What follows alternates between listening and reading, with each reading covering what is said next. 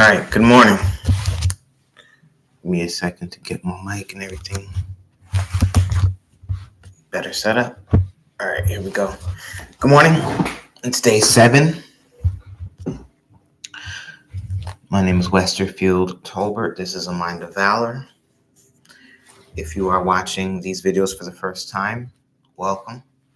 What you're seeing now is day 7 of what I have deemed a 30-day challenge, whereby I am tasking myself with going live at least once a day for 30 days so that I can learn the process and become more astute at going live, speaking on the microphone, speaking in front of the camera, learning lighting, and just different aspects of how to make myself more accessible to a public audience and to contribute to the public discourse that exists.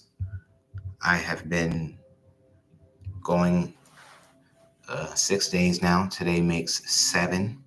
I plan to go for 30 days in the standard format, and thereafter, once these videos are shot, they are posted to my website, which is westolbert.com. That's WESTOLBERT.com.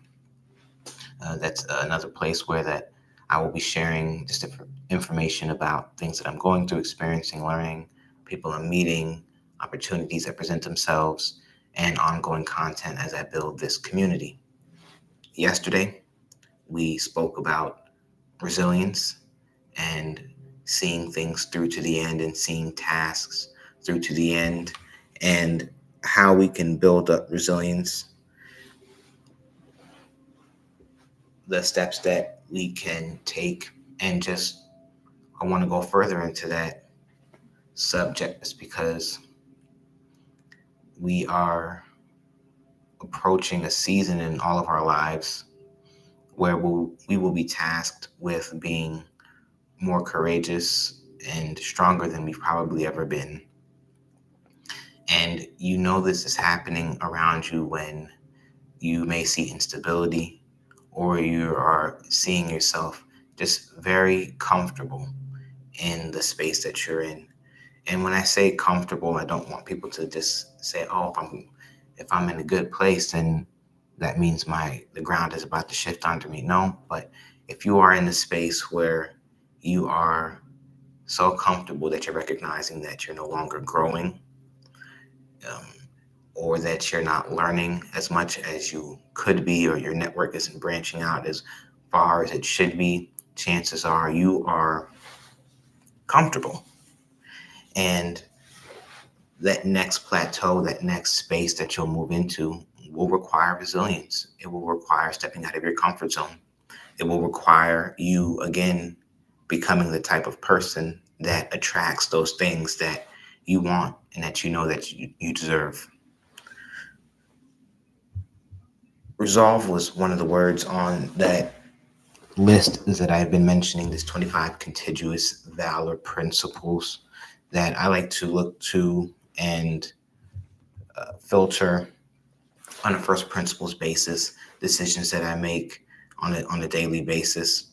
So from today, I'm just looking down this list and I will pull another word from the list for us to venture into today.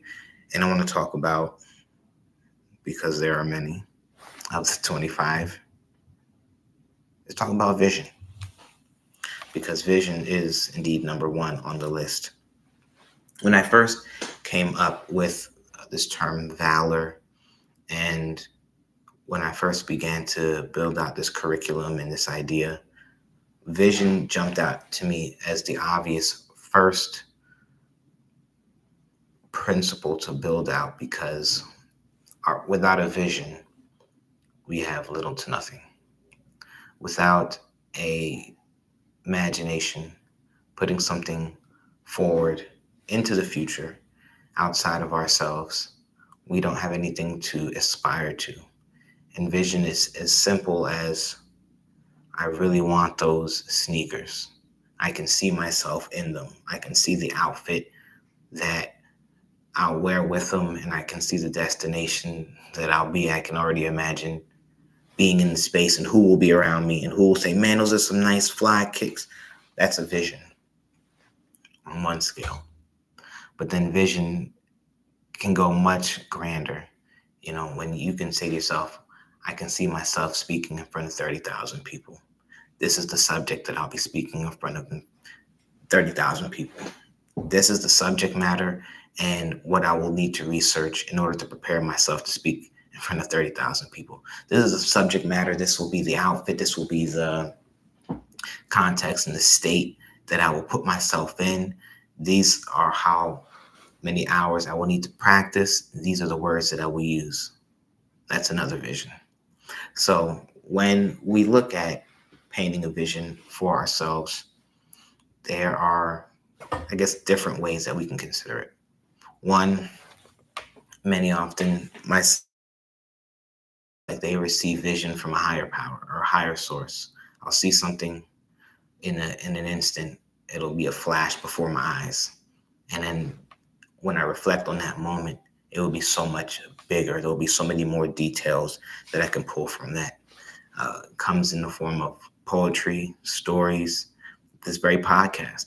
The notion of being in front of the public is a vision that I have. And the vision is far grander than where I am right now. But I recognize that as part of the vision, when I talk about you see the vision and then you kind of reverse engineer and pull the details out, I saw this step as a necessary prerequisite to prepare myself for that grander vision. And I'm not limiting how high or wide or the depth of what that vision will become. I just know that the vision requires certain steps, and this is one of them, which is the practice. This is the strengthening the muscle of oratory, of being in front of the camera, being in front of the public, talking and expressing ideas and contributing to the public discourse at large. So when we are thinking about vision, oftentimes we are limiting our vision based on the environment that we are currently in. Now, if you plant something in a pot, right, and the roots are spreading, that plant is only going to be limited to the size of that pot. There's limits to the growth of that plant. And it's the same thing with humans. We are limited based on the environment and the inputs from the environment. It's the same thing with our vision. Our visions can often be limited by the environment that we in, what we think is capable for ourselves in that very moment, and not necessarily what is capable or what is potential. If we were at scale, if we were operating at our highest potential, if we were operating in the fields of our greatest competencies, what that vision could authentically become. And so I encourage myself and my children and other people that when you have a vision for something, you have full creative freedom to paint the skies for that thing that you want. And the environment do not let it limit or put walls around what you think is possible. Because what happens is when you see the vision and you start to pick it apart, put the details down, and truly get to the point of understanding what it is that you're trying to create, then you start to frame goals around it. Then you start to seek mentorship around it. Then you start to build the scaffolding in the framework. Then you start to do research and ask yourself those necessary early questions about how you can make it real and how you can materialize what you've seen. Excuse me.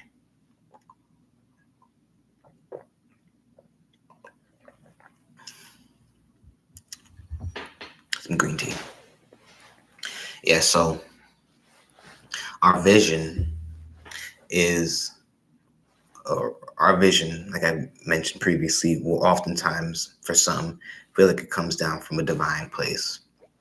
For other people, they are inspired by the world around them, and then they build their vision based on the things that they see or the things that they aspire for. Either way, and from whence that comes to you, it is necessary for you to see your vision as something that's completely possible, completely attainable, within reach and within reason.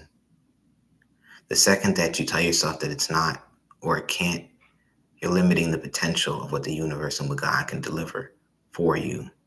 You're even limiting the colors that you can splash across your canvas. Don't limit yourself. And the world itself will put up boundaries and obstacles. Don't let the first obstacles be from your own imagination.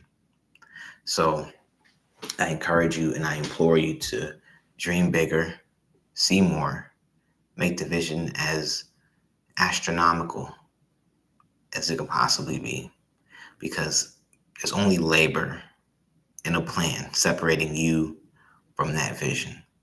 Resources will come, people will come. There's somebody in the world outside of your city, outside of your town right now, scouring their geography for someone with your particular desires and, and passions.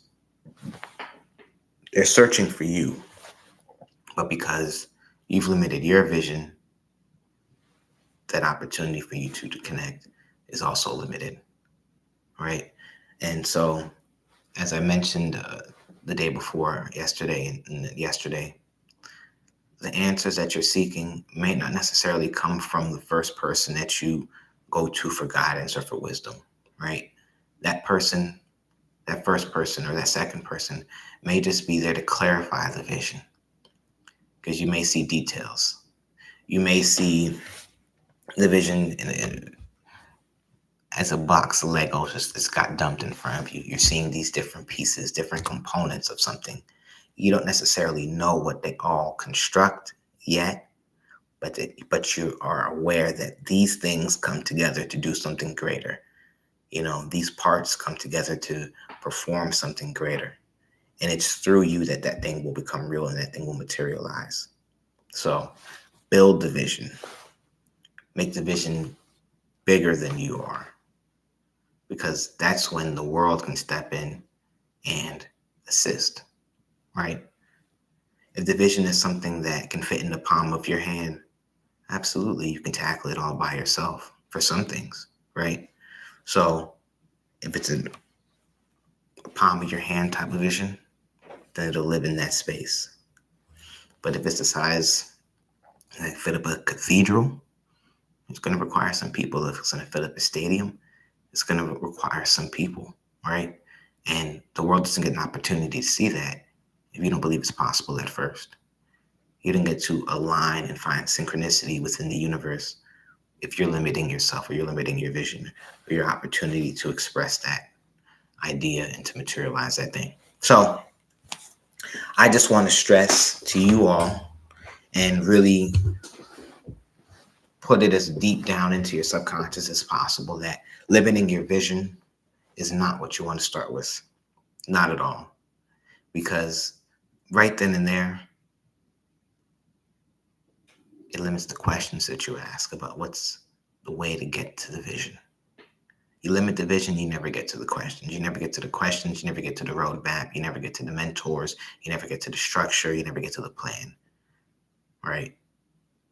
Give yourself something worth reverse engineering and breaking down and putting together. You know, find something that you really desire, something that you're passionate about, something that you are really and actively willing to learn, because it's both something that you're good at and also something that you're like, wow, I would absolutely love to go deeper into this subject, into this space. I would love to learn everything about this particular subject, because I know if I know more, then I can do more, then I can build more, then I can expand the vision. I can enlarge that territory, enlarge it, make it unbelievable, then make it real. It's only unbelievable to the people that you can't describe it to. Because if you describe it to the right person, they'll say, I know how to do it. Say no more. I know how to do it. I know where. I know when. And it's that synchronicity that you're looking for. You're looking for the universe to put two and two together, because that's what it's already going to do. It's designed to do that. It's designed by God to put the necessary resources and the tools of the people who can deliver. So Take that. Take the vision, put it down, put it on scrap paper, transfer it to a real leaf, transfer it to a computer, Word doc, transfer it to a PowerPoint, whatever the steps that are necessary. But start with seeing it and believing that it's possible. If you believe it, you can achieve it. If you can see it in your eyes, you can hold it in your hands. It's just a matter of time and your commitment and your willingness to put in the labor. Don't give up. Resolve that you will see it through to the end. And day 8 will be better than day 7. Thank you.